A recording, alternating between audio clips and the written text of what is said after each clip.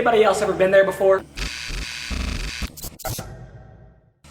Hey, welcome to The Big Idea, a time every week where we get to spend a few minutes talking about one big idea about life and Jesus. And this week, we're continuing to talk about disappointment. But today, what we're really doing is asking, what do we actually do when we're disappointed? See, I think if we take 2020 and the chaos that's been surrounding us with the coronavirus as a case study, we see there's a few things that people do when they're disappointed. One thing is they get really focused on themselves and they try to make sure that they look out for number one. And we saw this in the way that everybody went out and bought every single roll of toilet paper at Target. Do y'all remember when that was a thing? Like, you couldn't find toilet paper anywhere. People were legit freaking out that they were not going to be able to have toilet paper and it was going to get really gross. That was crazy. Other people, what they did is instead of looking at themselves, they looked at others. But they weren't like, how can I help you? They were like, this is your fault, and this is your fault, and this is your fault. And they were just looking for somebody to blame for everything that was going on. Other people, they just got really bitter, and it was like, no matter how things might have actually started to get better, things would never be good enough for them. And it was like, hey, it's nice outside today. And they were like, it's not going to be for long. And you're like, okay. Other people, they just pretended nothing was going on. They went into a state of denial, and they were like, everything is fine. There is no worry. We are all okay. There is nothing going on. And it's like, I don't think that's quite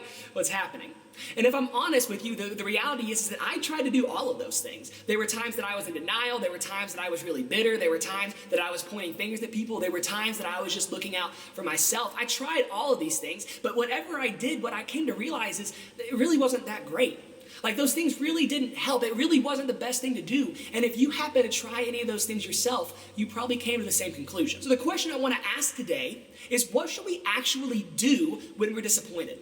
And to find out the answer to that question, we're going to go back to our friend Jeremiah, the weeping prophet, our expert on disappointment. Just a refresher, Jeremiah as a prophet had a job to tell the people what God had to say. And Jeremiah went to a people who were really, really disappointed, where life had just let them down. And what's really helpful for us is that Jeremiah, our expert on disappointment, wrote this people a letter, and we have a copy of it still today. You can find it in Jeremiah chapter 29 of the Bible. And in last week's episode, we saw that Jeremiah started this letter by telling the people, hey, in the midst of your disappointment, in the midst of life letting you down, you should turn to God. That's the place where you should turn. But he goes on from there to actually tell them what to do. So in the next few verses, what Jeremiah does, he says, hey, build houses, plant gardens that eat of their fruit, get married, have kids, then find spouses for your kids. Jeremiah tells the people, hey, you're going to be here for a while. It's time to live in reality. It's time to stop responding the way that Zach responded. We can't go to denial. We can't go to pointing fingers. We can't go to try and make everything good for ourselves. We have to live in reality. And then after Jeremiah says, hey, don't do the things that Zach did, he said this: seek the peace and prosperity of the city to which I have carried you into exile. Pray to the Lord for it, for if it prospers, you too will prosper. And I think that this is crazy. I think it's so cool because it's so different than what we usually think about when we're in disappointing times. Usually we think about disappointment as the end, as a time when like things can't get any worse, everything is over. But what Jeremiah is telling us here is that's not the way that God views disappointment. In fact, God sees disappointment really differently than we do. Whereas we think of disappointment as the end, as the worst it could get, God actually sees disappointment as an opportunity. God sees disappointment as an opportunity to work for good. And what's crazy is Jeremiah actually says that the people have a role to play in that.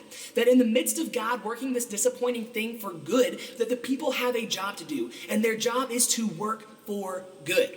See, he says when you're disappointed, you should work for good.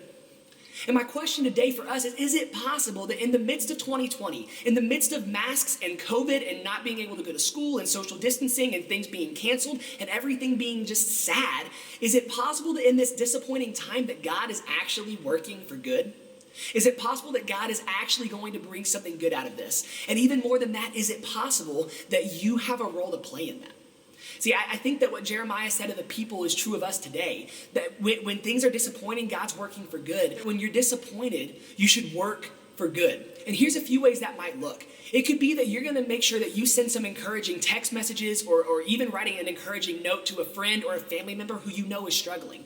It might mean that you know that in this time of disappointment, people are going to be getting bullied, people are going to be getting made fun of, and that you can step in and say, hey, that's not okay. You can stand up for people. You can be a friend to someone who needs it. Maybe that means you have an elderly neighbor who can't get out and buy their own groceries, so you're going to go get groceries for them. Maybe you have another neighbor who's like a single mom and who can't take care of her yard right now, and you go and mow her yard for free just because you want to show her that you love her. Maybe you can look out at your school at different teachers who are struggling with trying to make sure that everybody's safe, and you just volunteer to help clean the classroom up. But there are so many different little ways that you could choose to serve in this time. Because here's the reality. Disappointment tends to bring the worst out of people. But what if disappointment brought the best out of us? What if in this time of disappointment, you chose to work for good? Because what if it's possible that God is working for good even now and that you have a role to play in it? Jeremiah thought so, and I do too. And so this week's big idea is this. When you're disappointed, work for good.